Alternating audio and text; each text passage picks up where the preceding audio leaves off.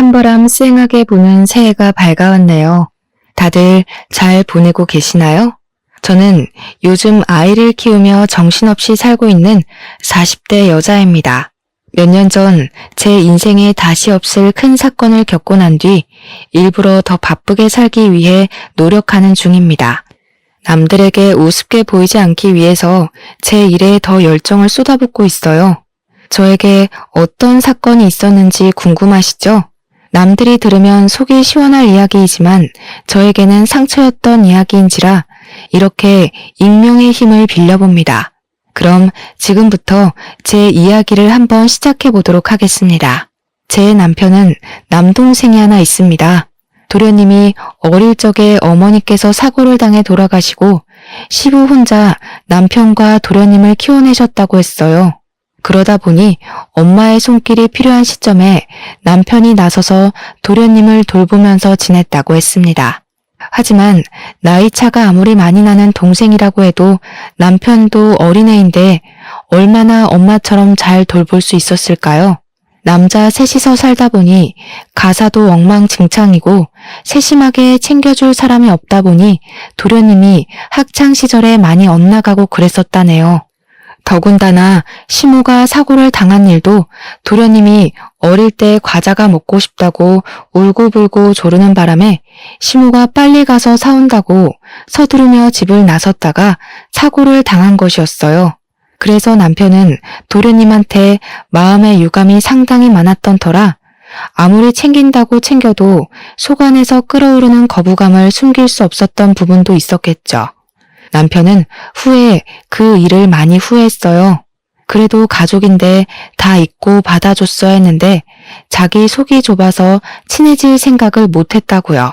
게다가 성인이 된 이후에는 남편이 먼저 손을 내밀기도 어려웠다고 했어요. 대학생인 도련님도 30이 넘은 남편에게 손을 내밀기란 쉽지 않은 결정이겠죠.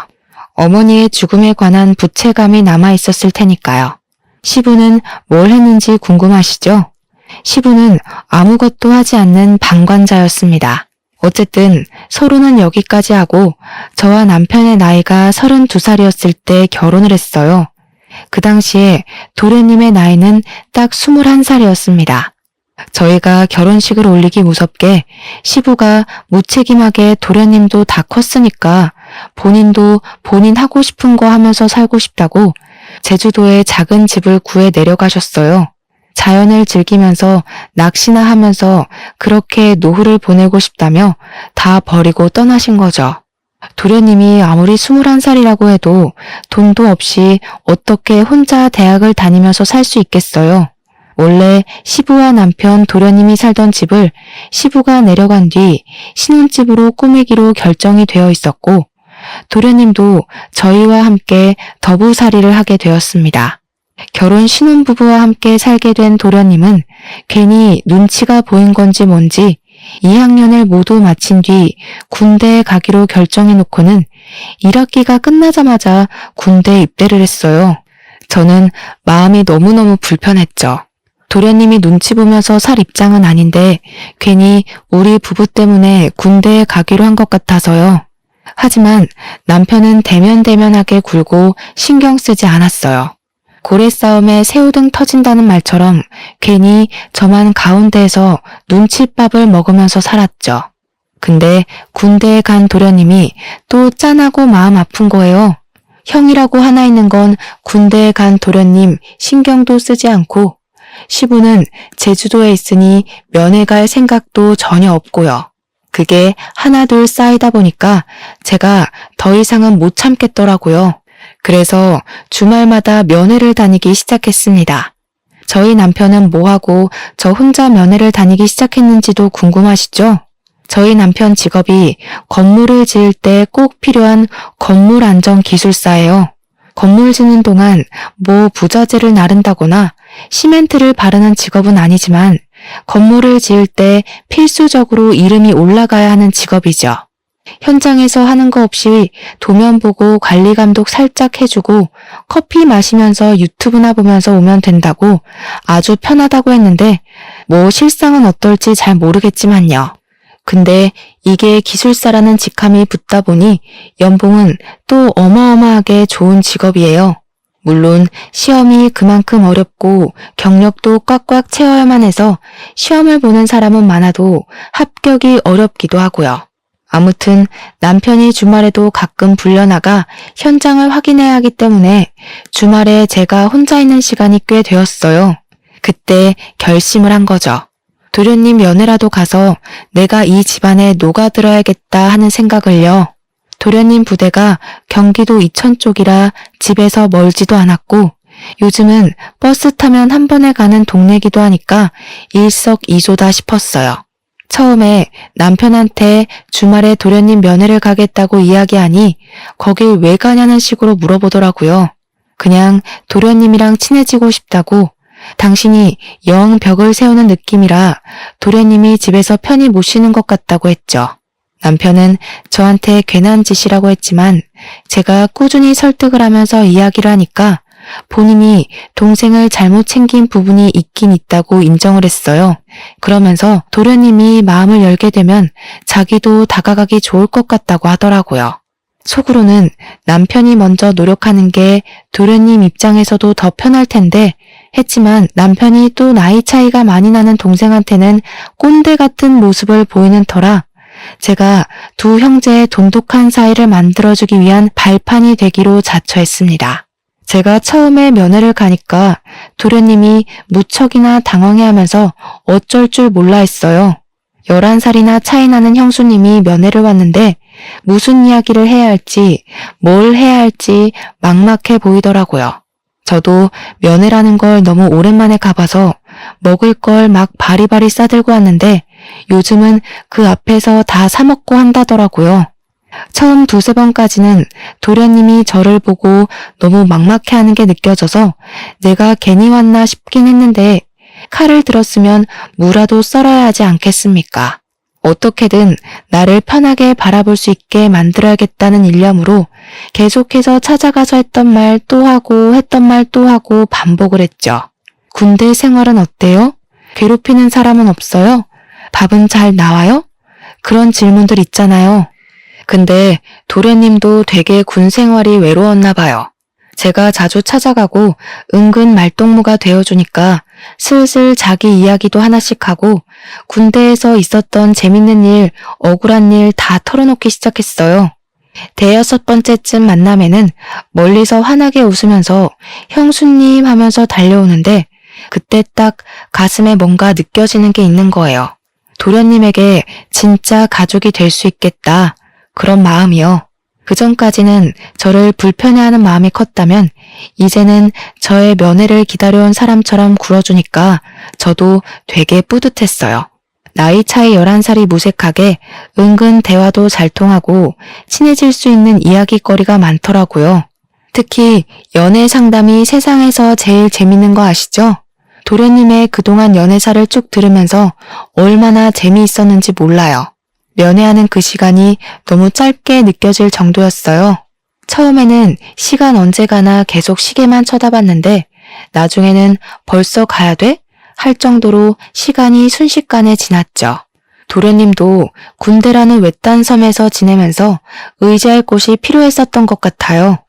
남편도 시부도 도련님의 의지처가 되지 못하니까 제가 되어주겠다고 마음먹은 거고 도련님은 그걸 받아주었고요. 처음에는 휴가 나와서도 친구네 집에서 지내겠다고 인사만 하고 쓱 사라지곤 했는데 저랑 친해지고 나서부터는 달라졌어요. 집에 들어와서 시간을 보내고 저랑 술도 한잔하면서 못다한 이야기들을 나누기도 했어요. 남편은 그런 도련님의 변화에 매우 놀라워하면서 은근슬쩍 같이 엉덩이 붙이고 앉아서 이야기를 나누기도 했습니다. 도련님도 남편을 어색해하면서도 저라는 교차점이 있으니까 둘 다 슬슬 마음을 열기 시작했고요. 제대를 앞두고 휴가를 자주 나오기 시작한 시점부터는 정말 다른 형제들과 다름없이 둘이 장난치고 노는데 너무 벅차올랐어요.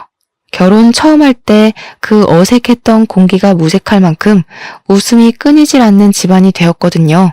하루는 도련님이 조금 과하게 술을 드시는 것 같더니 서로 울면서 지난 이야기를 하는데 제가 얼마나 짠했는지 몰라요. 속내를 다 털어놓고 나니 홀가분해 보이긴 했는데 그 이야기들은 절대 가볍지 않은 이야기였어요.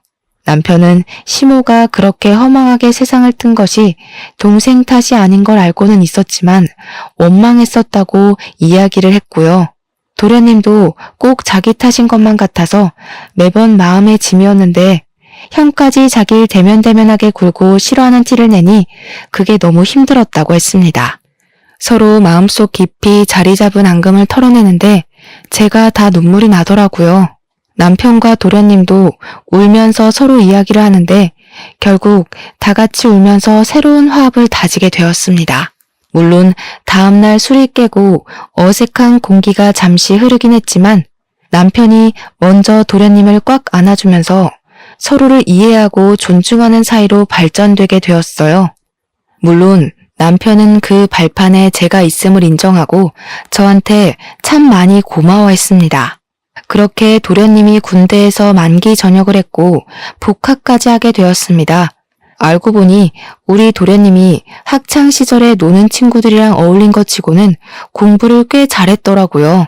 학업에 집중해야 할 시기에 아르바이트를 하면서 시간을 헛되게 쓰는 건 아닌 것 같다는 저의 말에 남편도 며칠을 고민하다가 도련님을 불렀어요. 남편의 연봉이 또래에 비해 무척 높기도 했고 동생을 생각하는 마음을 가지니 도련님의 대학 생활을 책임져주고 싶은 마음이 들었던 거죠. 저는 물론 찬성했습니다. 도련님이 공부도 하면서 일도 하고 그러다가 두 마리 토끼를 다 놓치는 건 싫었거든요. 도련님은 남편의 그런 마음에 고마워하면서도 은근히 본인이 나중에 취직하면 다 갚아내기를 원했어요. 하지만 남편은 딱 잘라서 동생을 위해 이 정도 돈은 쓸 수 있다며 걱정하지 말고 학업에 집중하라고 이야기를 했습니다. 저도 웹디자이너로 일을 하고 있었기에 상대적으로 여유가 있었어요.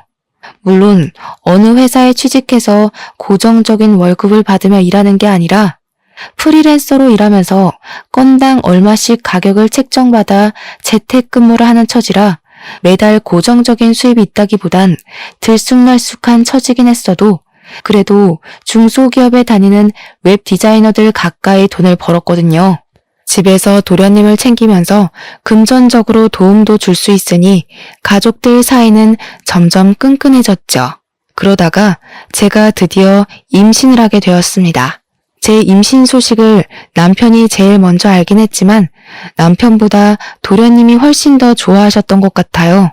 눈물을 글썽거리면서 드디어 조카가 생긴다고 조카를 위해서 뭐든 다 해줄 수 있다며 저를 얼싸안고 기뻐했죠. 그 모습을 보던 남편이 누가 남편인지 헷갈린다며 헛웃음을 칠 정도였습니다. 저는 남편과 도련님의 극진한 대접을 받으면서 임신 기간을 보낼 수 있었습니다. 제가 남편이 살던 집에서 신혼집을 꾸미게 되면서 딱 한 가지 그동안 마음에 걸렸던 게 있었어요. 그게 바로 방의 크기였습니다. 시부가 쓰던 안방을 리모델링하면서 저희 부부가 쓰게 되었고 두 번째로 큰 방이 남편 방이었는데 그걸 남편이 서재로 이용하고 있었거든요. 도련님은 제일 작은 방을 사용하고 있었는데 그 방 크기가 좀 창고처럼 작은 크기였었어요. 아무래도 남자고 공부도 하는 학생인데 방 크기가 너무 작아서 고민이었거든요. 그동안은 군대에서 생활하느라 집에 붙어있을 시간이 별로 없어서 괜찮겠거니 했지만 이제 복학도 했고 집에서 보내는 시간이 많은데 방이 너무 작더라고요. 남편은 서재로 쓰던 본인의 방을 정리하고 아기 방으로 꾸미자고 했어요. 저는 남편에게 도련님이 졸업하고 취업 준비까지 하려면 제일 작은 방에서 생활하는 게 너무 불편할 것 같다고 운을 뗐습니다. 어차피 아기가 클 때까지는 안방에서 같이 자고 생활할 테니까 이참에 도련님 방을 바꿔주는 게 어떻겠냐고 했어요. 남편도 그 생각은 차마 못했었다며 저에게 바꿔주는 게 좋을 것 같다고 했고 허락이 떨어지자마자 도련님에게 방을 바꾸자고 했습니다. 그동안 티를 안 냈던 건지 큰 방으로 옮겨준다고 하니까 엄청 좋아하더라고요. 도련님 취미가 피규어를 모으고 도색하는 거였는데 드디어 장식장을 넣을 공간이 생겼다면서 좋아했어요. 아주 소소한 부분인데 기뻐해주니까 저와 남편도 덩달아 기분이 좋아지더군요. 그럴 때 보면 정말 어리구나 하는 게 느껴지던 우리 도련님이 글쎄 제가 임신했다고 조카 선물도 챙겨주고 싶다고 몰래 과외 알바를 한 거예요. 나름 서울에 있는 상위권 대학이라 그런지 아르바이트 자리가 꽤 있었다면서 몇 개월을 틈틈이 모아서 저에게 선물을 안겨준 거죠. 남편에게도 받아본 적 없는 작은 명품백이었어요. 저는 로고를 보고 너무 놀라서 이거 못 받는다고 환불해오라고 했지만 도련님은 강경하게 꼭 형수님이 들어줬으면 좋겠다고 했어요.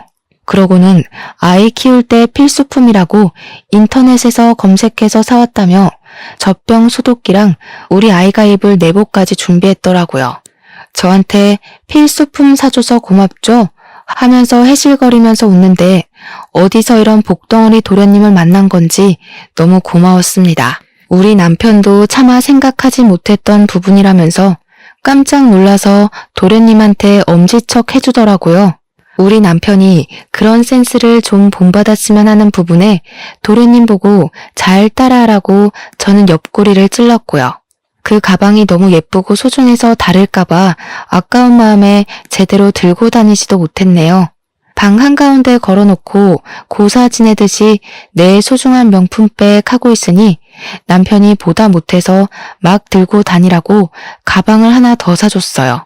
우리 도련님 덕에 결혼한 지 몇 년 만에 남편한테서 명품백도 선물 받아본 거죠. 제가 임신 3개월쯤 접어들었을 때 남들처럼 입덧이 엄청나게 심하게 왔어요. 정말 물냄새만 맡아도 역한기가 올라올 정도로 심해서 입덧 티백이며 입덧 사탕이며 나중에는 약까지 처방받아서 먹었습니다. 살은 쭉쭉 빠지고 정말 아무것도 생각나지 않고 어지러움도 심해져서 수액을 맞아가면서 하루하루를 버텼어요. 그때 남편은 새 공사일을 수주받아서 지방 출장도 가고 일이 바빠 저를 거의 챙겨주지 못했습니다. 그래서 바쁜 남편을 대신해 도련님이 모든 수발을 다 들어주셨어요. 입덧이 살짝 가라앉아 먹고 싶은 게 생기면 도련님이 얼른 나가서 사다 주고 구하지 못할 음식들은 정말 인터넷으로 백방으로 알아봐서 어떻게든 구해다 주었어요. 날이 쌀쌀한데 수박이 너무 당겨서 수박바라도 사 먹어야 하나 했는데 수박 주스를 어디서 구해와서 저한테 주더라고요. 진짜 남편에게서 느낄 수 없는 감동적인 모습이었다고나 할까요? 출산하고 나서도 도련님의 조카 사랑은 대단했습니다. 바쁜 남편을 대신해서 병원에 예방접종을 할 때도 도련님이 따라가 주었고 아기 분유나 기저귀가 다 떨어져서 발을 동동 구를 때도 도련님이 사다 주었어요. 아기를 키우느라 잠도 제대로 못 자는 저를 배려해서 삼시세끼 밥도 다 차려주고요. 마트에서 장까지 다 봐오더라고요. 같이 외출을 할 때면 사람들이 저한테 젊은 신랑 둬서 부럽다고 놀리기까지 했으니 말 다 했죠. 저도 정말 도련님이 없었으면 2시간마다 깨서 밥을 달라고 보채는 아기를 어떻게 키웠을까 싶습니다. 살림살이도 전부 도련님이 책임져준 덕분에 아기 젖병 한번 제가 소독해 본 적이 없었어요. 다행히 도련님의 기말고사가 끝나고 종강을 한 시점이라 24시간 붙어서 조카를 같이 봐주는데 너무 고마웠습니다. 그 나이대 남자가 육아에 대해 뭘 알겠어요. 혹여라도 조카한테 피해가 가면 안 된다고 제 육아 서적까지 빌려다가 보면서 공부를 하는데 진짜 도련님이 누구랑 결혼할지 너무 부러웠습니다. 도련님의 방학이 끝나고 나서는 시부가 간간히 올라와 아이를 봐주고 친정에서도 많이 도와주었어요. 100일이 지나고 나니까 아기가 잠도 더 오래 자고 보채는 것도 많이 줄어서 육아에 점점 능숙해졌죠. 그렇게 우리 도련님이 대학 공부를 마치고 졸업하는 시기가 왔습니다. 졸업식 날은 함께 보내야 되지 않겠냐며 시부가 서울에 올라오셨는데 얼굴이 많이 상하셨더라고요. 제주도 가서 자연과 함께 자유로운 생활을 즐긴다고 하셔놓고 왜 이렇게 얼굴이 상하셨냐고 물었더니 그저 씁쓸하게 웃으셨습니다. 저는 오랜만에 본 시부를 대접하고자 산의 진미 제주도에서 많이 드셨겠지만 서울산도 드셔보라며 진수성찬을 준비했어요. 도련님이고 남편이고 아이 키우느라 바쁜데 별걸 다 한다고 은근 타박하는 말을 하면서도 차려진 음식을 정신없이 먹더라고요. 근데 정작 우리 시부가 음식을 제대로 드시지 못하시는 겁니다. 그래서 왜 이렇게 못 드시냐고 속상하다고 했죠.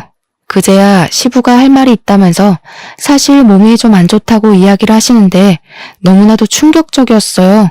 남편도 도련님도 입을 떡 벌린 채 시부가 하는 이야기만 듣고 있었습니다.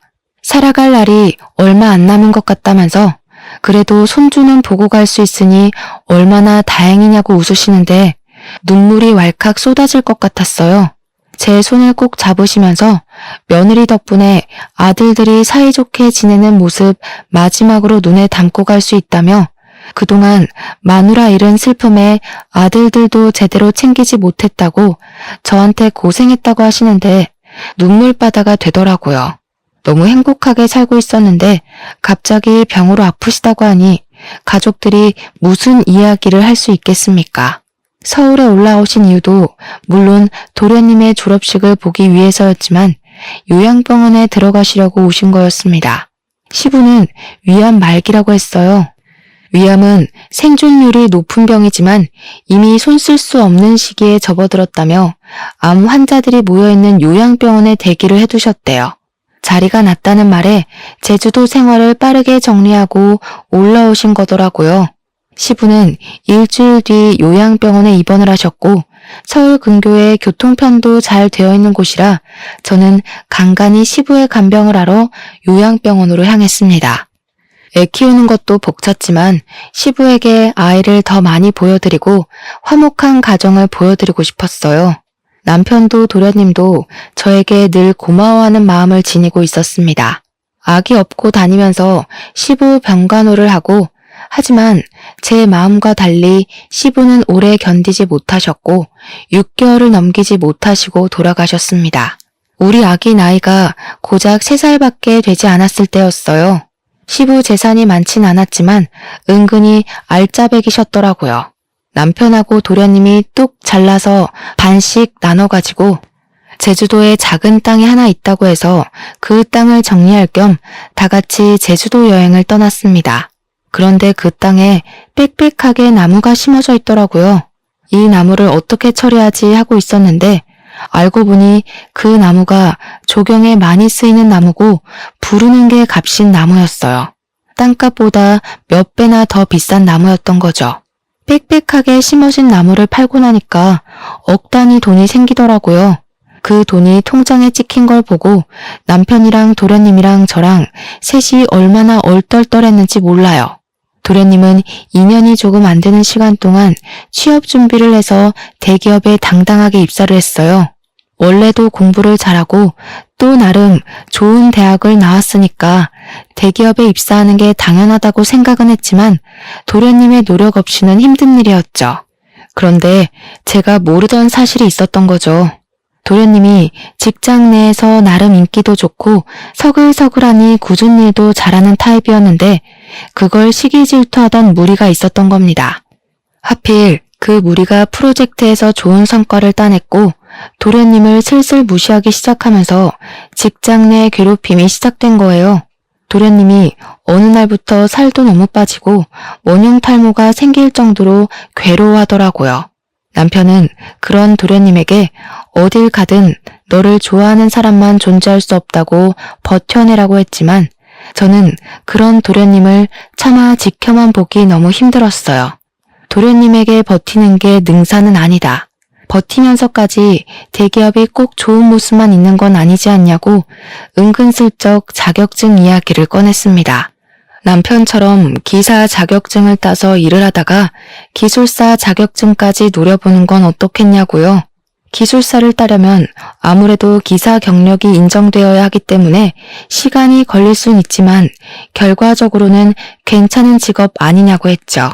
아직 도련님 나이가 젊기도 했고 충분히 가능할 거라고 생각했어요. 도련님은 정말 제 말에 용기를 얻은 건지 힘들게 입사한 대기업에 사표를 내고 공부에 몰두하기 시작했습니다. 첫 시험에서 기사 자격증을 따냈고 일을 시작했는데 같은 길을 걷겠다는 동생이 내심 뿌듯했는지 남편이 여러 방면으로 잘 이끌어 주었어요. 남편이 수주받은 건물 현장에 일손이 부족했는지 도련님에게 이야기를 하더라고요. 현장 사람들에게도 추천을 해서 도련님은 남편과 같이 일을 하게 되었습니다. 조건도 괜찮고 월급도 괜찮고 남편이 관리직으로 있는 회사나 다름없어서 그런지 도련님에게 다들 친절하게 군다고 했어요. 도련님도 남편이랑 같이 일을 하기 시작한 뒤로 출퇴근도 같이 하고 점심도 같이 먹고 꽤 즐거워 보였거든요. 그런데 한두 달 지나고 나서부터는 도련님이 또 점점 말수가 줄어들고 저한테도 대면대면하게 구는 겁니다. 늘 살갑게 저에게 말을 걸어주던 도련님이 갑자기 찬바람 쌩하니 부니까 저도 좀 이상했어요.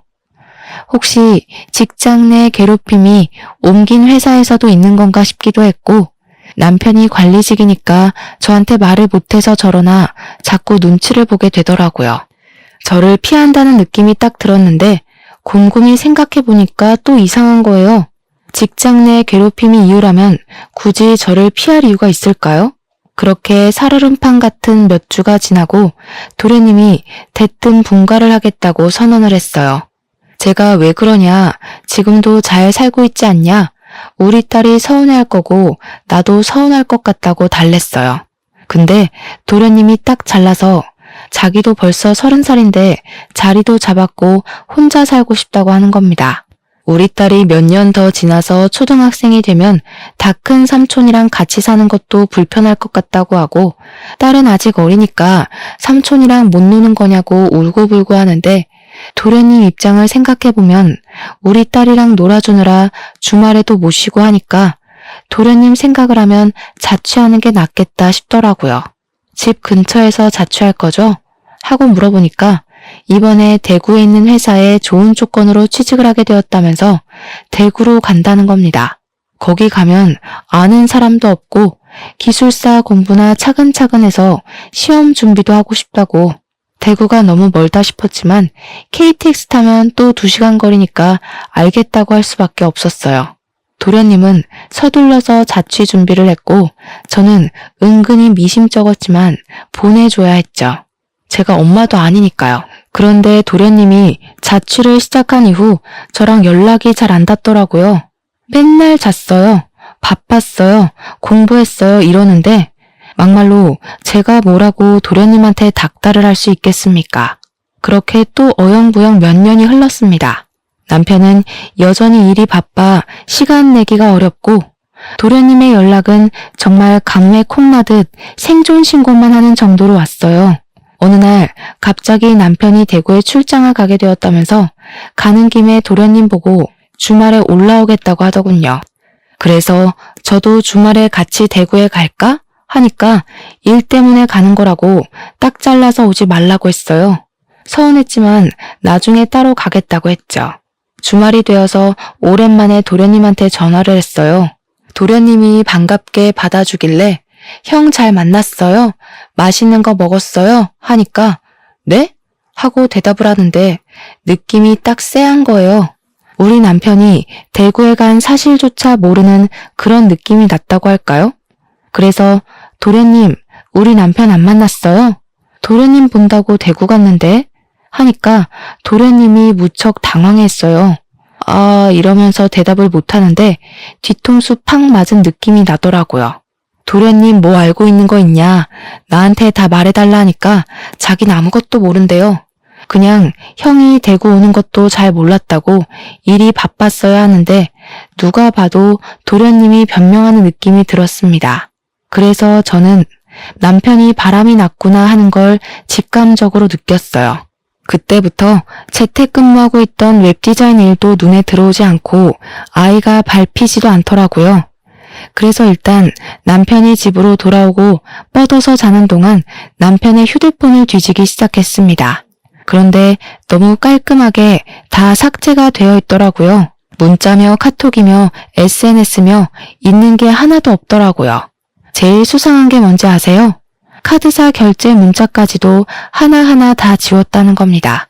그래서 저는 남편이 집에서 사용하는 컴퓨터에 공인인증서가 깔려 있다는 걸 기억해냈어요. 남편이 쓰는 아이디랑 비밀번호가 모두 통일되어 있었거든요. 그래서 카드사 홈페이지에 접속을 해서 명세서를 확인하기 시작했습니다. 정말 무슨 정신으로 그걸 일일이 프린트했는지 모르겠네요. 대구에 출장 간다고 한 날도 경기도에 있는 호텔에서 카드를 사용한 흔적이 발견되었고요. 모텔, 호텔, 영화관 이런 내역들이 막 있더라고요. 손이 부들부들 떨리고 목구멍에서 불이 나올 것 같았습니다. 저는 바로 도련님에게 전화를 걸어서 솔직하게 모조리 다 털어놓으라고 했어요. 나 다 알게 되었다고, 남편이 호텔 가고 바람 피우는 거 다 찾아냈다고 하니까 도련님이 한숨을 푹 쉬더라고요. 그제야 모든 걸 다 털어놓는데 남편이 정말 개자식이었습니다. 도련님이 남편이 소개해준 업체에서 일할 때 거기에 있던 경리랑 이상한 낌새가 있다는 걸 눈치를 챘대요. 혹시나 하고 남편을 떠보니까 둘이 바람난 게 맞았고 화도 내고 싸우기도 했다고 했습니다. 그랬더니 남편이 정리할 거라고 했다며 대신 자기가 동생에게 바람 피운 걸 들킨 게 수치스럽다고 집에서 나가라고 했답니다. 얼굴 볼 때마다 그 경리가 생각날 것 같다고, 그러면 형수한테도 죄짓는 기분 아니겠냐? 가정에 충실할 수 있게 나가 살아달라고 했대요. 저한테 말은 못하고 티도 못 내고 전전긍긍하다가 결국 저를 피하게 됐고 집도 나가 살게 되었다고 했습니다. 아직 정리 못한 것 같다고 혹시 그 격리 사진 있냐고 하니 도련님이 이직할 때 쫑파티하면서 찍은 사진이 있다고 보내줬어요. 아주 어린 여자더라고요. 참나. 그러면서 도련님이 형이랑 이혼하실 거예요? 하고 물어보는데 바람났는데 어떻게 같이 살 수 있겠냐고 했어요. 그러니 차라리 잘 됐대요. 이혼하겠다고 형수가 마음먹었으니 자기도 마음 한결 가벼워졌다면서 바람 잡으러 같이 가자고 하더라고요. 그래서 저는 그때부터 작전을 짰어요. 은근슬쩍 남편한테 주말에 또 출장 가? 하면서 이번 주에는 내가 도련님한테 다녀올까 해 하고 집을 비울 거라고 언지를 줬죠. 그러니 남편이 신나서 저한테 대구 구경도 하고 포항도 가까우니까 바다 구경도 하고 오라고 이야기를 하더군요. 아기도 데려가서 오랜만에 삼촌이랑 만나게 해주라고 막 등 떠밀길래 알겠다고 했어요. 저한테 며칠 다녀올래? 하는데 너무 속 보이잖아요. 그냥 알겠다고만 하고 주말이 다가와 배웅하는 남편에게 웃어주고는 친정에 애를 맡겼습니다. 서울역으로 가서 도련님을 만났는데 도련님이 차를 렌트해 왔더라고요. 집 앞에 잘 안 보이게 주차를 해두고 그 여자가 들어가나 남편이 나오나 눈에 불을 켜고 보고 있는데 남편이 아주 번쩍번쩍하게 차려입고 머리에 무스까지 바르고는 나오더라고요. 남편의 차를 뒤쫓아가면서 틈틈이 사진도 찍고 동영상도 찍어서 증거를 남겨주었습니다. 도착한 곳은 영화관이었고 여자를 만나더라고요. 사진 속 그 경리가 맞았습니다. 도련님도 맞는다고 했고요. 영화관에서 나와 호텔에 가는 것만 제대로 동영상을 찍으면 되겠다 싶었는데 이 미친 것들이 우리 집으로 들어가지 뭡니까? 그런데 우리 집이 아파트가 아니라 옛날식 주택이라서 세탁실로 향하는 외부 계단이 따로 존재했어요. 혹시 몰라 열쇠를 늘 들고 다녔는데 그날 때마침 쓸 날이 온 거죠. 그쪽 가서 문을 살짝 열고 주방 쪽이랑 연결된 세탁실이라 몸을 숨기고 거실 소리를 듣고 있었습니다. 남편이랑 상간녀가 신나서 떠들고 있더라고요. 우리 진짜 호텔 안 가도 돼? 집에 있어도 돼? 나 너무 불안한데? 너 우리 집 와보고 싶어 했잖아. 마누라 대구 가서 오늘 안 들어올 거니까 너무 걱정하지 마라. 와이프 그 도련님이랑 바람난 거 아니야? 차라리 그랬으면 좋겠다. 이 집에 내가 들어와 살면 딱인데. 자기랑 나랑 너무 늦게 만났어. 제가 진짜 말도 안 되는 소리에 몸을 부들부들 떨면서 화를 참고 있는데 도련님이 완전 프로처럼 그 모든 걸 다 동영상으로 녹화를 하고 있더라고요. 든든한 마음에 저도 더 참아서 결정적인 증거를 잡아야겠다고 생각했습니다. 근데 자기 동생이 우리 불륜인 거 눈치챘다고 안 했어? 오늘 가서 말하면 어떡해? 그럴 일 없어. 걔 대구 간 게 우리 불륜 알게 돼서였잖아. 내가 너네 형수 가슴 아프게 하고 싶지 않으면 입 다물어라 그랬거든. 너랑 정리할 거니까 시간도 좀 줘라. 대구 가서 살아라 하니까 군소리 없이 가더라. 병신. 근데 왜 그렇게 자기 말을 잘 듣는 거야? 뭐 죄진 거 있어? 내 동생이 우리 엄마 잡아먹었거든. 엄마 죽고 그 부채감이 남아있겠지 뭐. 이미 예전 일이라 신경도 안 쓰는데 혼자 눈치 보는 게 좀 편하게 이용해 먹기 쉬워서 내버려 뒀지. 거기다가 지 형수한테는 또 끔찍하게 잘해요. 그 말에 도련님 얼굴이 시퍼렇게 질리면서 정말 부들부들하는데 바람난 남편은 제 남편인데 상처는 도련님이 다 받는 느낌이었습니다. 우리 도련님 불쌍해서 눈물 날 것 같고 제가 결국엔 못 참고 뛰쳐나갔습니다. 야, 이 망할 것들아.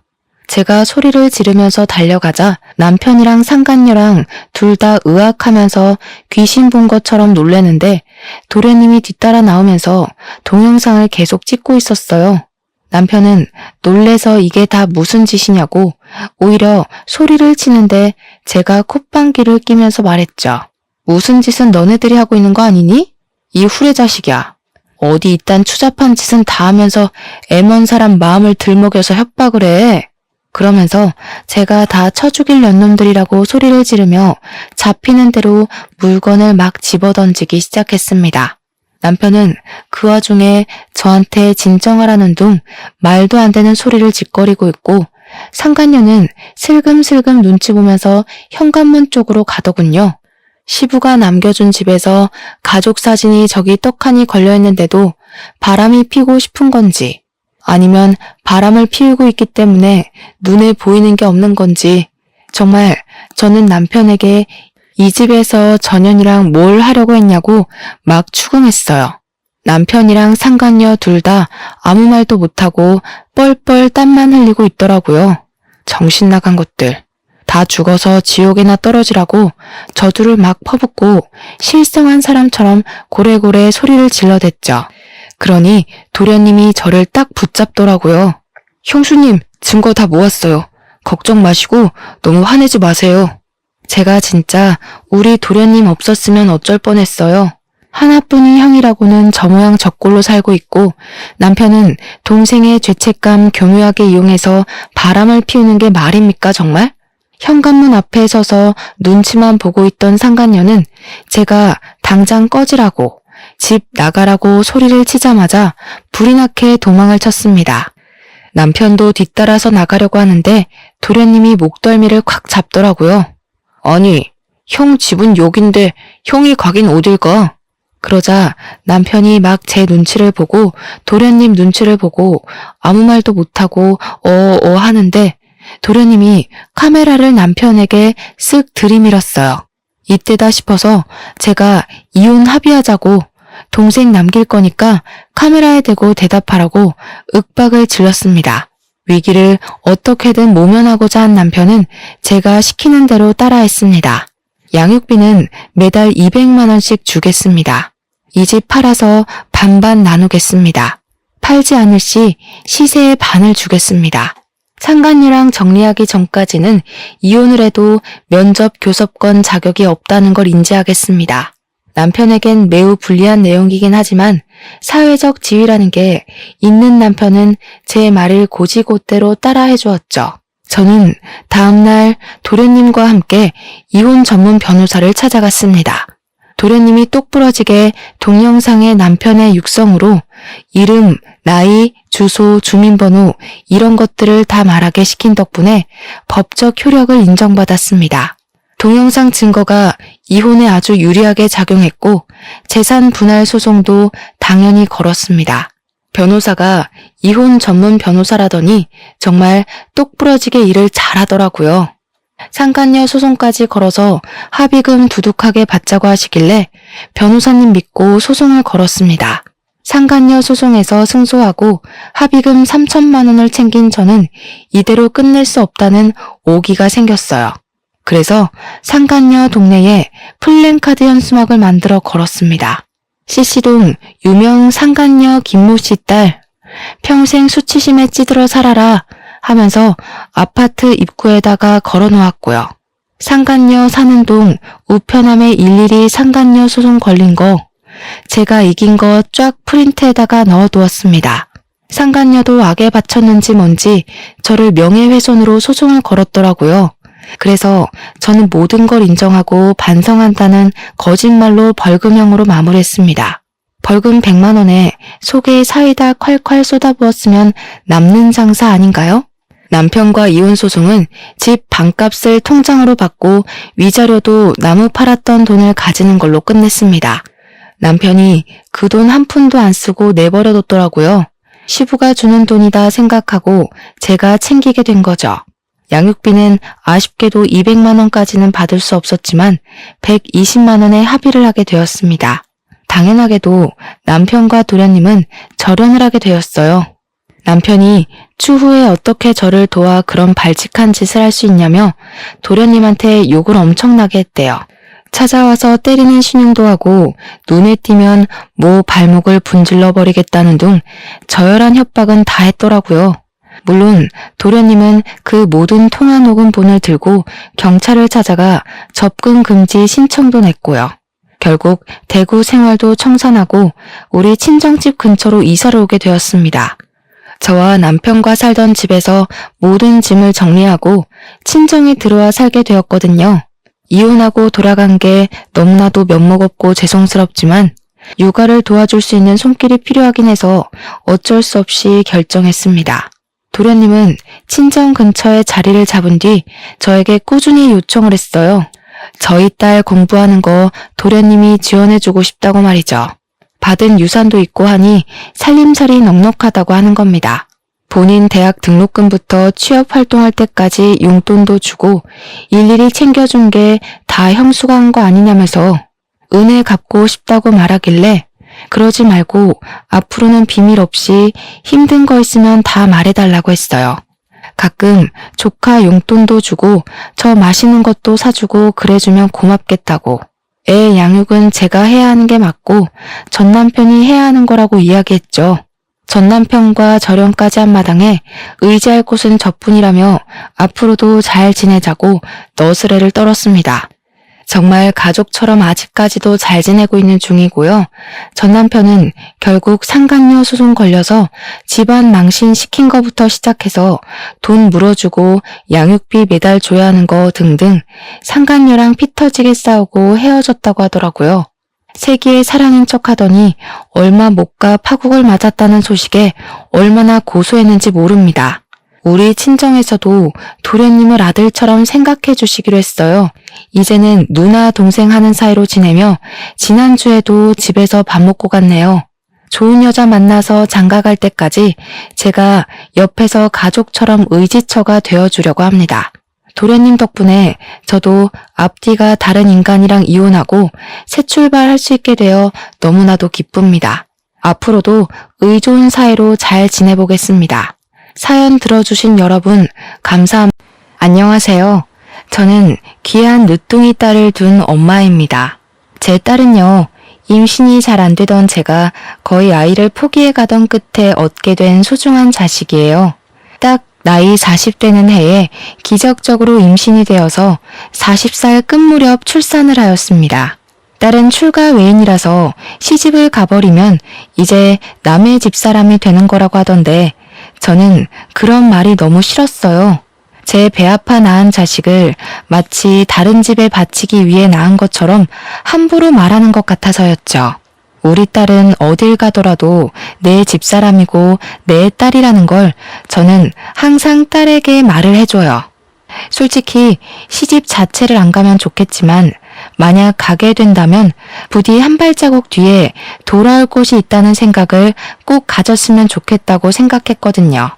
이렇게 아꼈던 제 딸이 결혼을 한다면 제발 좋은 사람이랑 하길 바라기도 했어요.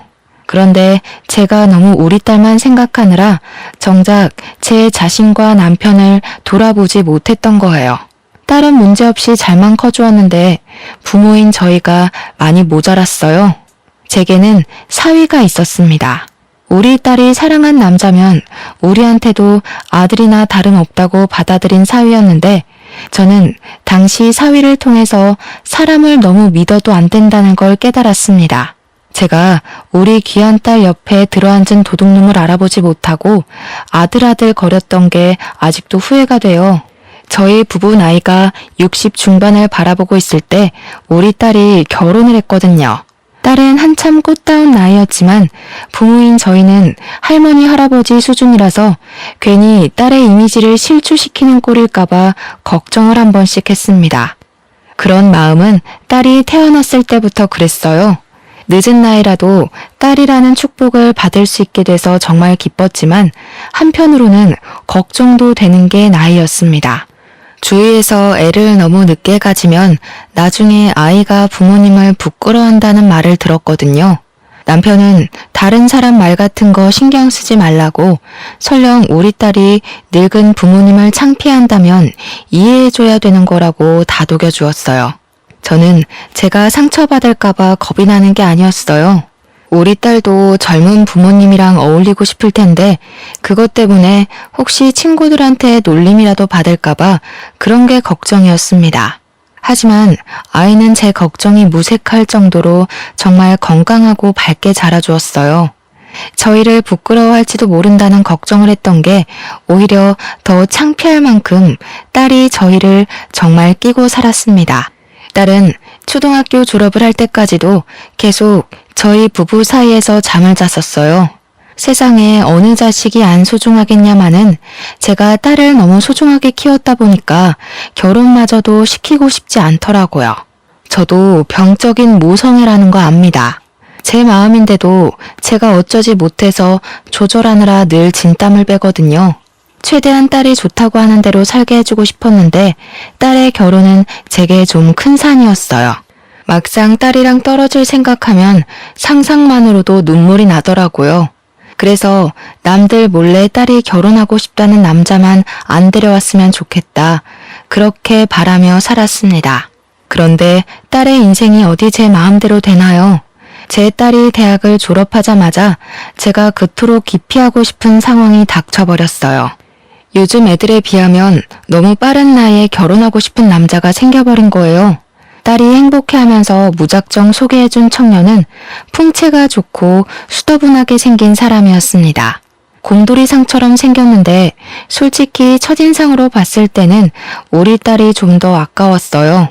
남의 집 자식이고 딸은 내 자식이라서 그렇게 보는 것도 있지만 일단 우리 딸이 똑똑해서 학력이 좋거든요. 그런데 딸이 데려온 청년은 대학을 안 나왔대요. 20살이 되자마자 일터로 뛰어들어 먹고 살았답니다. 그 청년을 딱 처음 보자마자 느낀 점은 우리 딸보다 나은 것이 없었고 착실하게 사는 내 딸을 깨어낸 도둑놈이라는 것밖엔 없었습니다. 그럼에도 제 딸이 그 청년을 너무 많이 좋아하더라고요. 귀엽다나 뭐라나. 그래서 계속 집에 데려오는 걸 내버려두고 있었는데 신기하게도 딸이 귀엽다 착하다 하도 칭찬을 해대니까 저까지 그렇게 보이기 시작하는 거 아니겠습니까? 그 청년한테서 첫 만남 때만으로는 알 수 없었던 장점들이 시간 갈수록 속속들이 나타나더라고요. 에이, 우리 장모님 또 혼자 무거운 거 들려고 하시네. 돌쇠 같은 사위 두고 왜 계속 잡일을 하려고 하세요? 가서 앉아 계시면 제가 장모님 있는 곳으로 대령해 드리겠습니다. 요즘 젊은 사람들은 늙은이들이랑 어울리기 귀찮고 할 일이 바빠서 남 일에 간섭도 잘 안 한다고 알고 있어요. 그런데 이 청년은 자기를 사위라고 지칭하고 저를 장모라고 불러주면서 집안의 굳은 일을 전부 도맡아 해줄 뿐더러 애교가 엄청 많더라고요. 우리 딸만으로도 웃을 일이 많은데 난생 처음으로 남의 자식 때문에 하하 웃어보기도 했습니다. 이처럼 제가 결혼을 허락했던 건 사위 성격이 너무너무 좋았기 때문이었어요. 사위의 다른 것이 전혀 안 보일 정도로 오로지 성격에만 매료가 되어버린 거죠. 그리고 이건 좀 나중에 들은 사실인데 사위가 우리 딸을 굶기지 않을 정도로 재력이 충분한 사람이더라고요. 가난한 사위라면 우리 딸이 같이 등골 빠지게 고생을 해야 되잖아요. 이왕 결혼하는 거 잘 사는 놈이랑 했으면 했는데 우리 사위가 딱 그 짝인 게 아니겠습니까? 그리고 무엇보다 제가 100점짜리 사위라고 생각했던 건 사위 사정을 들어보니 사위한테는 부모님이 안 계시는 것 같더라고요.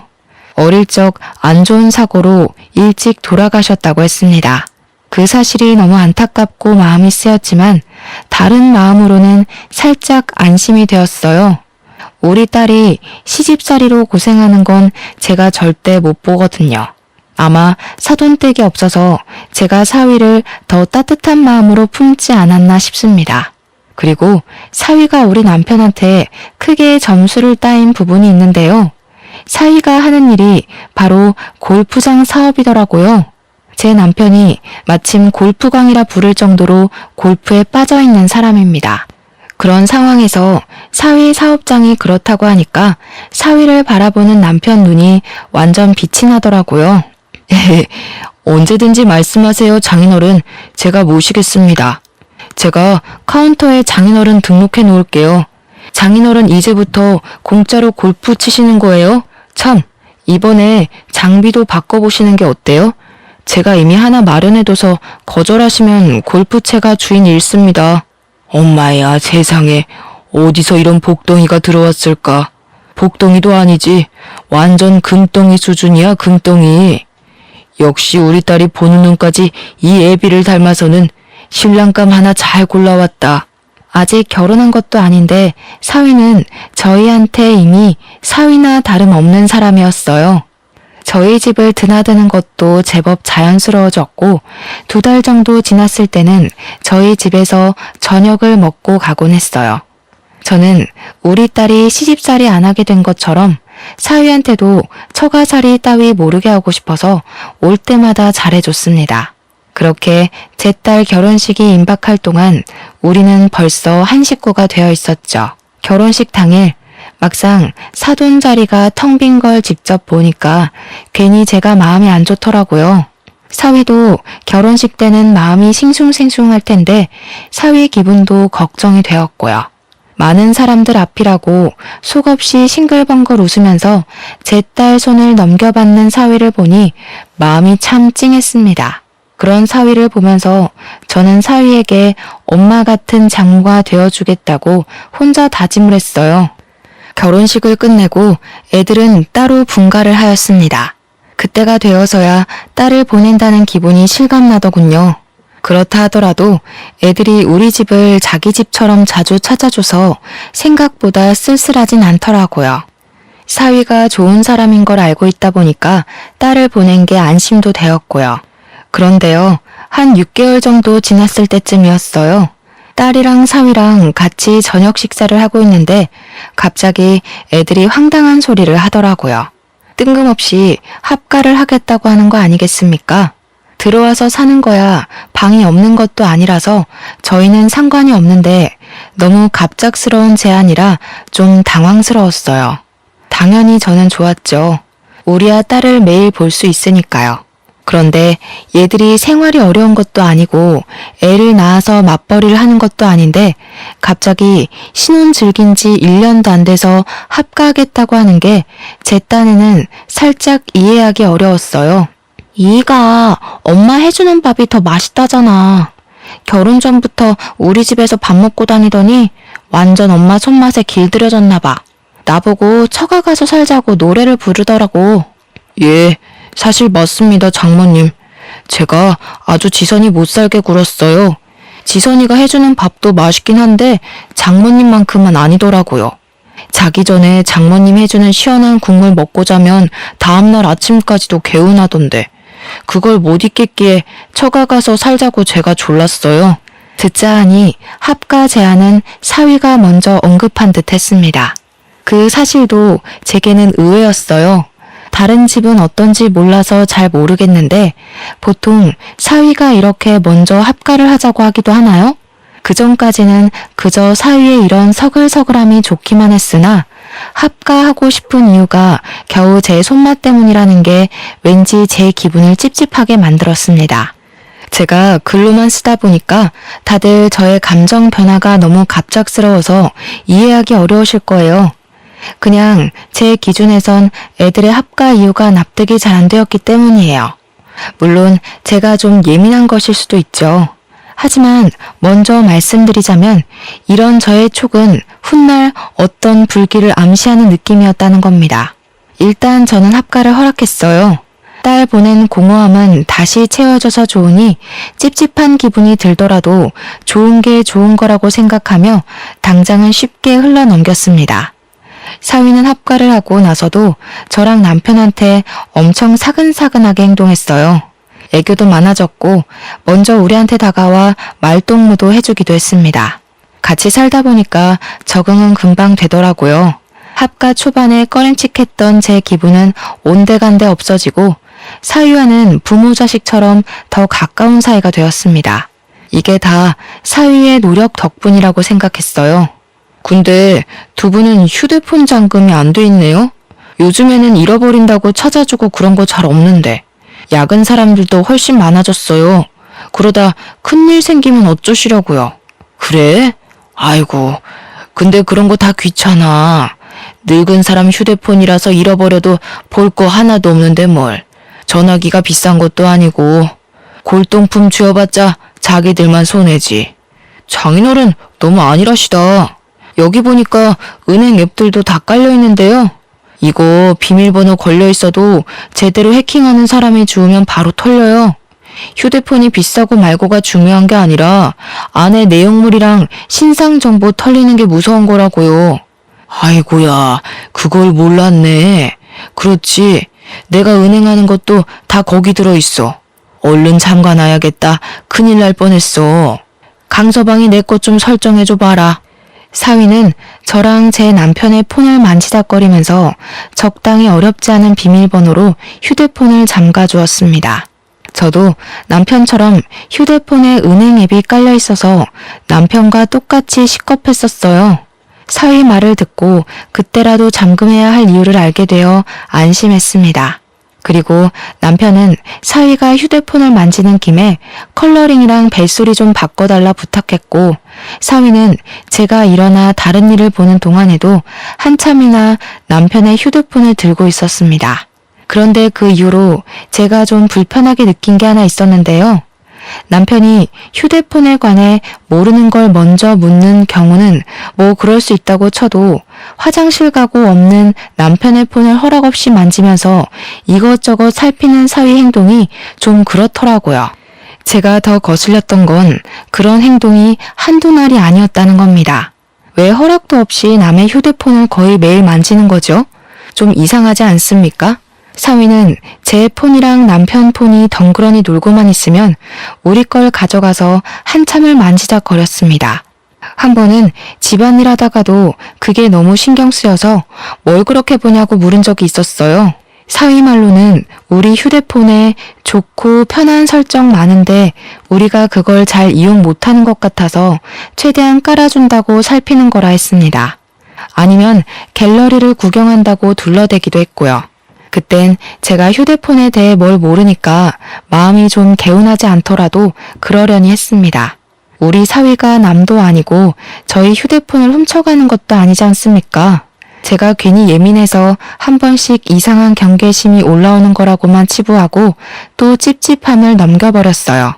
그런데 한날 남편이 사위 따라 사위 골프장에서 골프를 치고 같이 귀가를 했는데요. 이번에는 아예 사위가 남편 폰을 들고서 들어오더라고요. 그 옆에서 남편은 표정이 어두워 있었는데 분위기가 심상치 않아 보여서 무슨 일이냐고 물었었습니다. 아니 글쎄, 내 폰이 해킹당한 것 같아. 강서방이 급하게 봐주고 있긴 한데 어디 돈 빠져나간 건 아닌지 모르겠어. 뭐? 어쩌다가? 해킹 그거 무서운 거 아니야? 아이고야, 이거 큰일이다. 당신 적금 목돈도 다 전화기 안에 있잖아. 그래서 창고는 들렸어? 가서 돈 안 빠져나가게 통장이라도 정지시켜야지.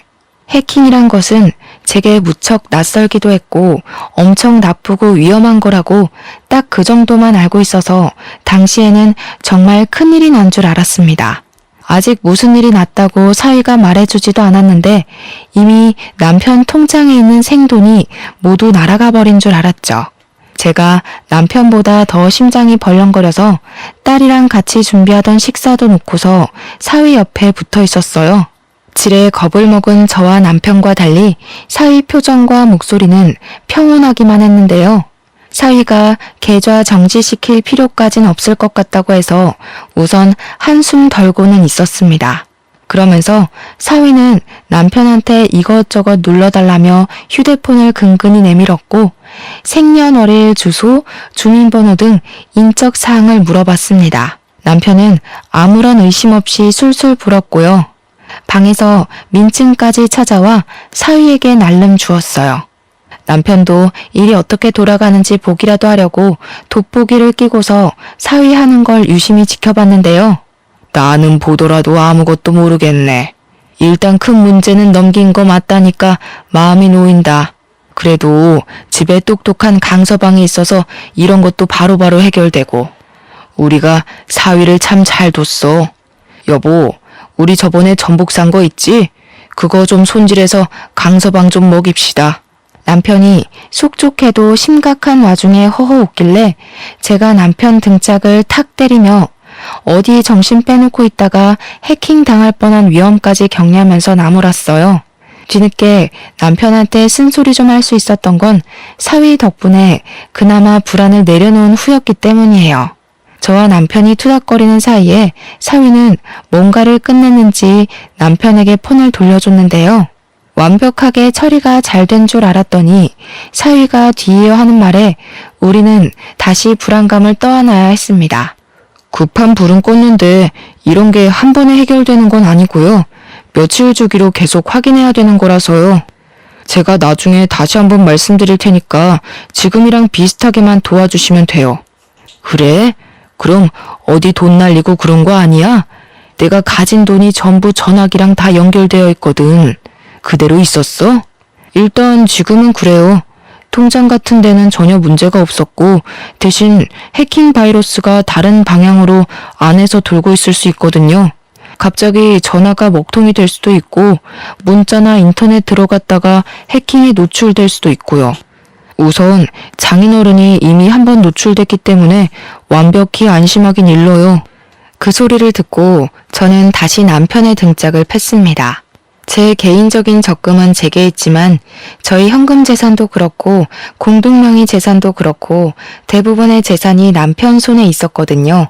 남편도 겁에 질리긴 했는지 저한테 맞으면서도 사색이 되어 반응을 보이지 못했습니다. 사위는 난리가 난 저희더러 괜찮을 거라고 자기만 믿으라고 달래주었어요. 그 뒤로 사위는 남편보다 더 남편 폰을 많이 들고 있게 되었습니다. 한 번은 제가 우연찮게 사위하는 걸 본 적이 있었는데 사위가 아무렇지 않게 남편의 은행 앱에 접속해서 비밀번호를 치고 있더라고요. 사위가 가족이긴 하지만 솔직히 순간적으로 심장이 쿵 떨어지는 느낌을 받았어요. 어쨌든 피 한 방울 안 섞인 남이 우리 남편 통장을 아무렇지 않게 들락날락하니까 제가 다 당황스럽더라고요. 사위한테는 차마 묻지 못했고 남편한테 가서 사위가 왜 당신 은행 비밀번호를 알고 있냐고 다급하게 물어봤더니 남편 하는 말이 사위가 자기한테 일일이 찾아다니면서 비밀번호 눌러달라 하기 번거로우니까 그냥 번호를 알려달라고 했다더라고요. 그래서 외우고 있는 거래요. 그것까진 제가 몰랐던 사실입니다. 저희 딸도 남편 통장 비밀번호 모르거든요. 그런데 사위가 알고 있다는 게 좀 해킹 문제 때문에 어쩔 수 없다고 하지만 엄연히 재산 공개나 다름없는 거라서 조금 당황스럽고 불편했습니다. 어쨌든 사위 부탁대로 남편은 몇 번이나 사위를 도와 폰을 맡겼어요. 그 일이 오죽 지속이 되었으면 아직도 해킹 문제가 남았냐며 딸까지도 의아해하더라고요. 하지만 사위는 그저 진지하고 꼼꼼하고 심각하기만 해서 아무도 건드릴 수가 없었습니다. 그러다 남편 일이 제대로 해결되기도 전에 제 심장이 한 번 더 바닥을 친 적이 있었는데요. 여느 때처럼 평범한 날에 저한테 문자 하나가 도착했었습니다. 파란색 글씨가 반짝반짝한 게 뭘 누르게 되어 있어서 그걸 생각 없이 눌렀거든요. 그런데 언제 나타났는지 갑자기 뒤에서 튀어나온 사위가 제 폰을 뺏으면서 막 열을 내며 침을 튀기는 겁니다. 장모님, 그런 거 함부로 누르시면 안 돼요. 아, 망했다. 장모님 폰까지 털린 것 같은데. 이런 게 제일 흔하게 해킹당하는 방법이라고요. 이거 빨리 알아봐야겠는데요? 뭐? 아유, 그럼 어쩌나? 어떻게 좀 해봐. 나는 그냥 뭘 눌러야 하는 건가 싶어서 생전 그런 게 안 오더니 왜 갑자기 그런 게 날라오고 난리래? 너네 장인어른 문제 때문에 혹시 나한테까지 날라오고 그럴 수 있는 거야? 그건 더 알아봐야 돼요. 아마 그랬을 수도 있고요. 아니면 요즘 이런 수법은 흔해서 막 뿌리는 방법이거든요. 잘 아는 사람들은 이미 의심부터 해서 웬만하면 안 누르는데 장모님은 모르셨으니까 어쩔 수 없죠. 남편을 나무랐던 게 고작 한 달 전일 때였는데 그걸 한심하게 봤던 제가 똑같은 짓거리를 저질러버린 셈이라 무척 당황스러웠습니다. 또 남편일 때보다 훨씬 큰 두려움도 다가왔죠. 제가 남편보다는 돈을 적게 안고 있는 편이었지만 저 또한 적은 돈은 아니었거든요. 그 돈이 다 날아갈까봐 그저 사위를 믿고 사위가 시키는 대로 다 해주었어요. 당연히 저도 민증까지 가져와서 사위한테 고스란히 바쳤죠. 남편 입장이 되어보니까 남편처럼 속수무책으로 사위한테 모든 걸 대령할 수밖에 없더라고요. 잘 알지도 못하는 해킹이란 구덩이에 빠지니까 제게 동아줄을 던져주는 사위의 도움만이 살 길이라 생각이 들었습니다. 그게 썩은 동아줄인지 가시 박힌 동아줄인지 그런 것도 판가름할 정신이 없이요. 남편이 폰에 대해 잘 모르는 만큼 저도 기계는 전혀 다룰 줄 몰라서 사위가 제게 폰을 보여줄 때만 들여다보곤 했습니다. 제 것도 남편 것처럼 며칠이 걸렸어요.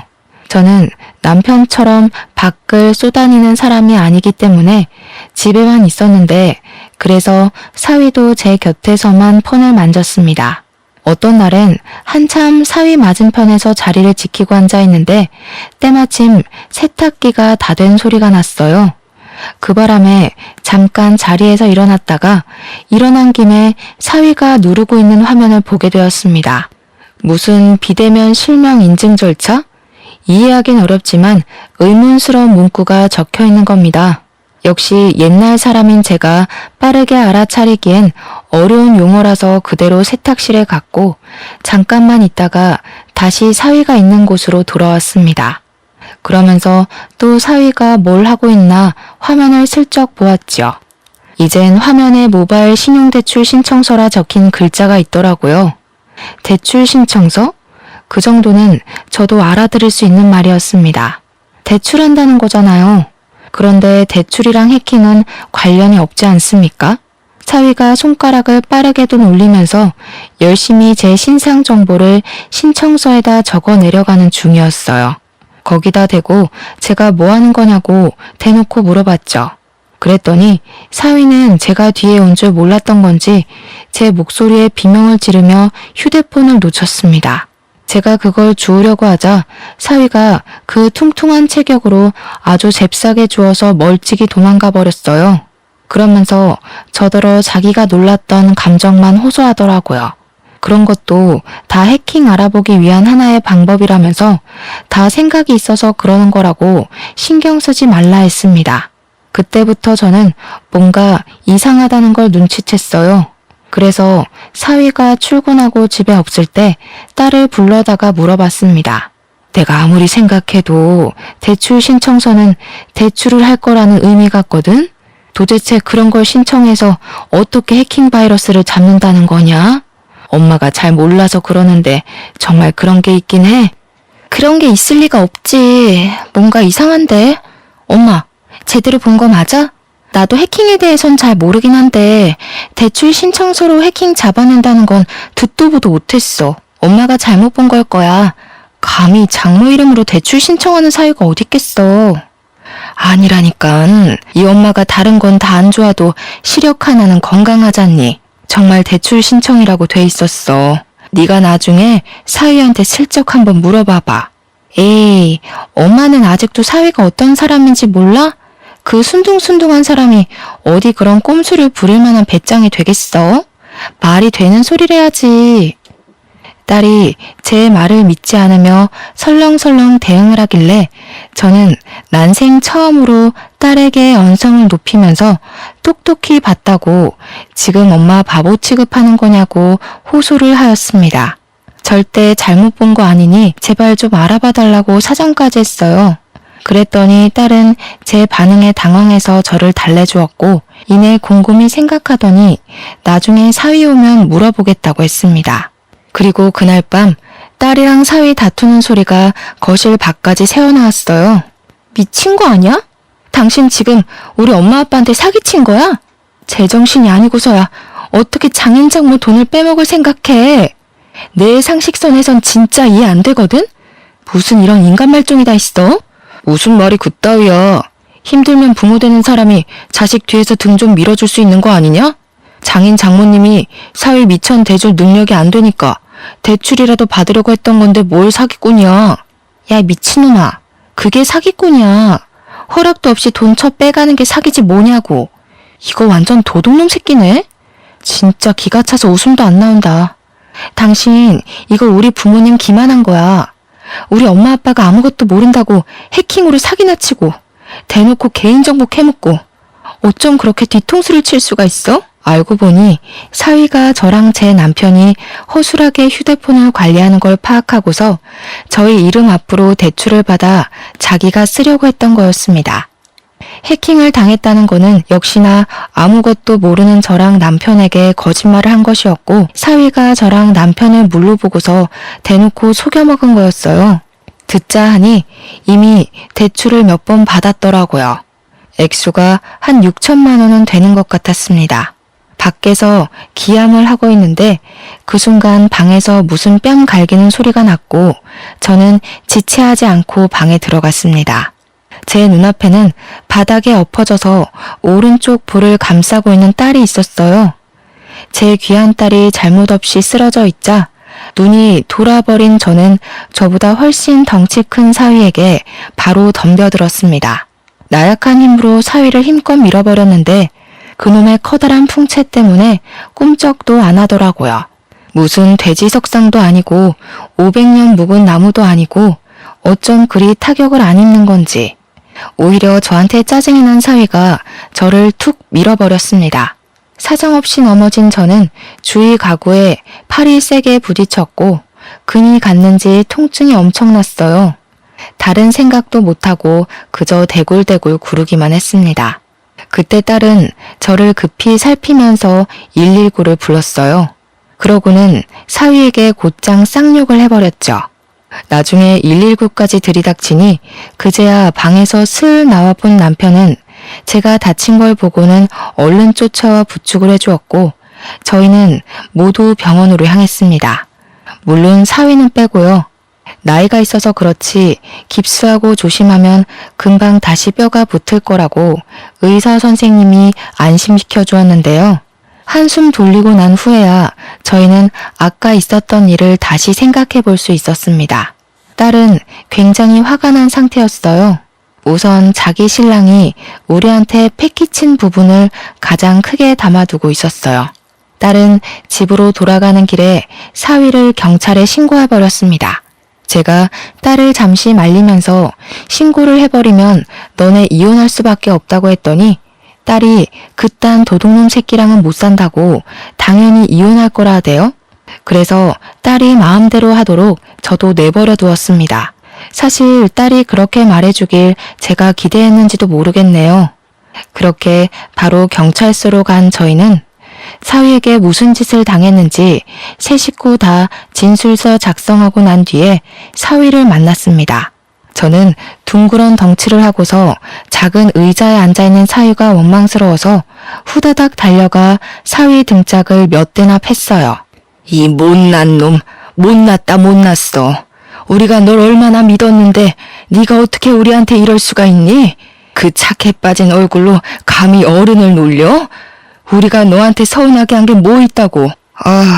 이렇게 눈치 없고 답답하게 구시니까 제가 사기라도 칠 수밖에 없었던 거예요. 다른 집 처가들은 사위한테 용돈도 몇백씩 주고 그런다는데 장모님은 목돈도 많으시면서 저한테 한 푼도 안 주셨잖아요.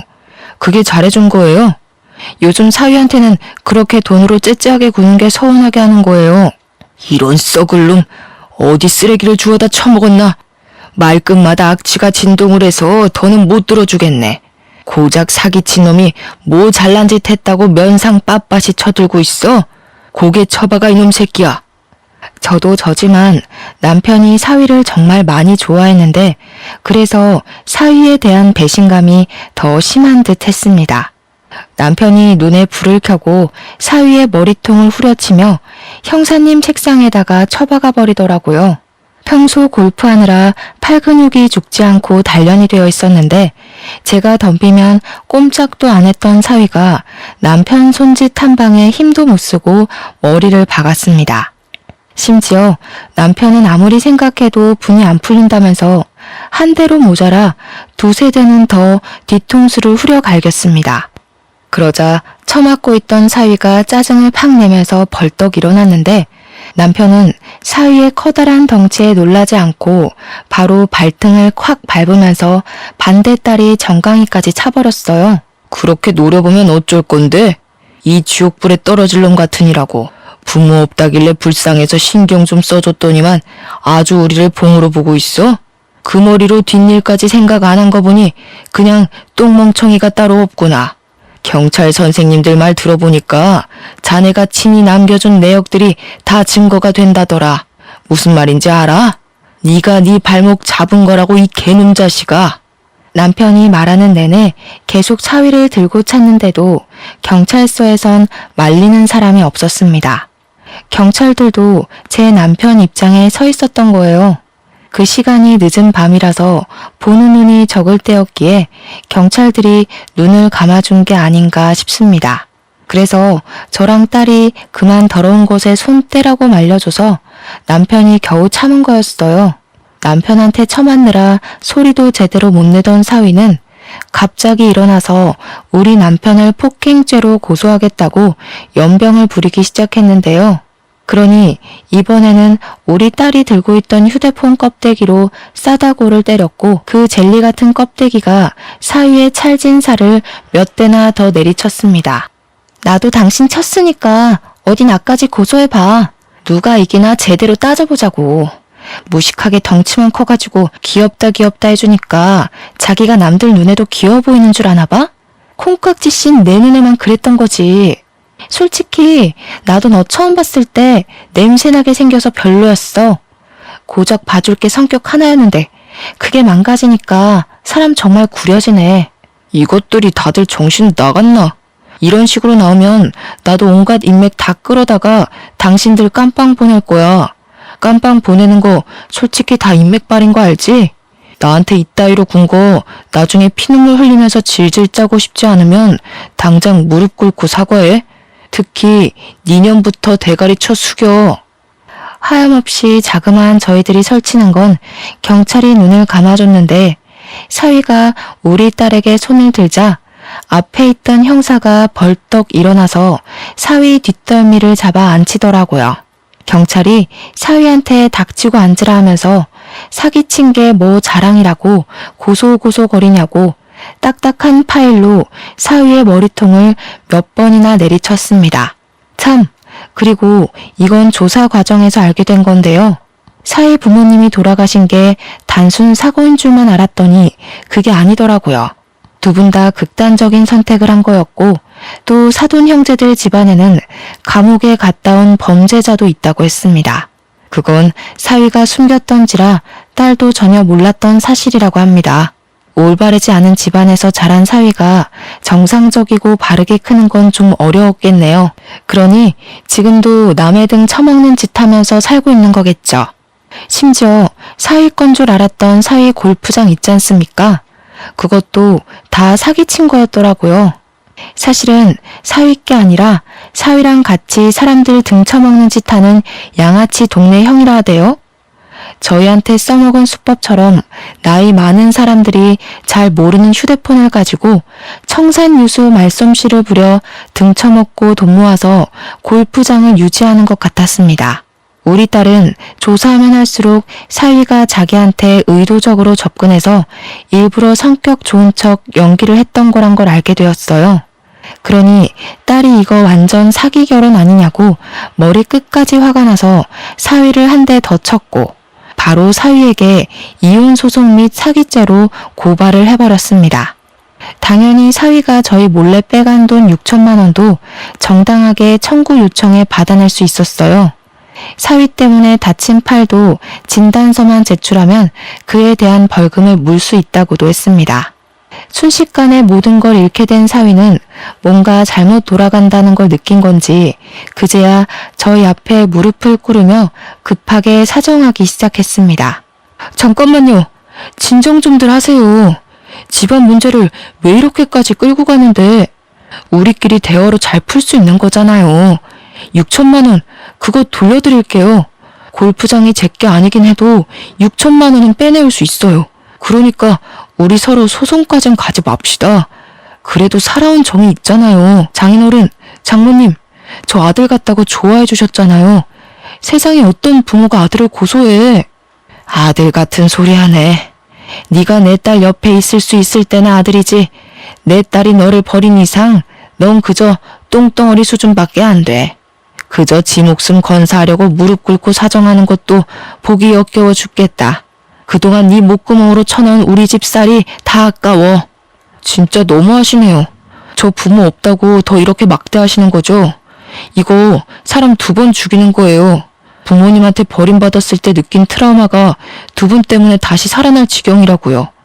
이게 사람으로서 할 짓이에요? 시끄럽다 이놈아. 지 부모까지 욕보이게 하는 썩을 놈 같으니라고. 이 와중에도 그저 사기칠 생각밖에 안 하네. 살아보겠다고 어떻게 죽은 네 부모까지 이용해서 나불거려? 그래봤자 하늘이 알고 땅이 알아. 부모 없이 컸으면 더 정신 똑바로 차리고 살았어야지. 그러니까 너는 고작 사기꾼 나부랭이밖에 안 될 운명이었던 거다. 반성 같지도 않은 반성을 해놓고서 사위는 자기가 뭐 대단한 회유라도 보여주는 줄 아나 봅니다. 반성을 해줘도 난리냐고 다시 얼굴색이 돌변해서는 벌떡 일어나 저한테 따졌어요. 역정을 내면서 손찌검을 행사하려고 하길래 이제 그만 경찰한테 연행되고 말았습니다. 그대로 유치장에 수감이 되면서 저희한테 합의받을 기회마저 스스로 들고 차버린 거죠. 그리고 사위가 양아치 형님이랑 같이 운영해왔다던 그 골프장은 경찰들이 바로 압수수색을 나갔는데요. 세상에나 글쎄 그 골프장이 다른 골프장처럼 멀쩡한 곳은 아니더라고요. 법에 위반되는 불법적인 수단 등이 많았다고 했고 거기 신규 아르바이트생 말고 정직원으로 일하는 사람들은 조사를 들어가야 될 정도로 수상한 사람들이 많아서 다 잡혀갔다고 합니다. 당연히 골프장은 잠정적으로 운영 정지시켰고요. 무슨 깡패들 현금 세탁하는 곳으로 이용되고 있다고 했었나? 저는 경찰한테 자세히 전해들어도 뭐 아는 게 없으니 그저 사위가 아주 못된 놈이었다는 것만 기억하고 있어요. 사위 포함해서 몇몇 우두머리들은 징역을 살게 되었다고도 들었습니다.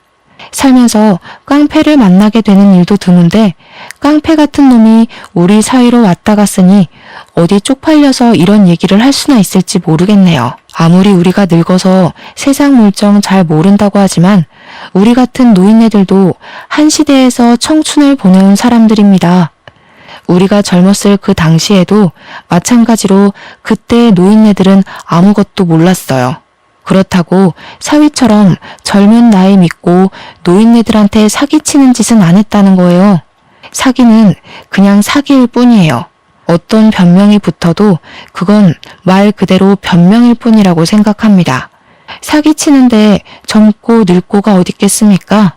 젊으면 한 번쯤 사기쳐 볼 수도 있고 늙으면 한 번쯤 사기당해 볼 수도 있고 이런 건 말이 안 되죠.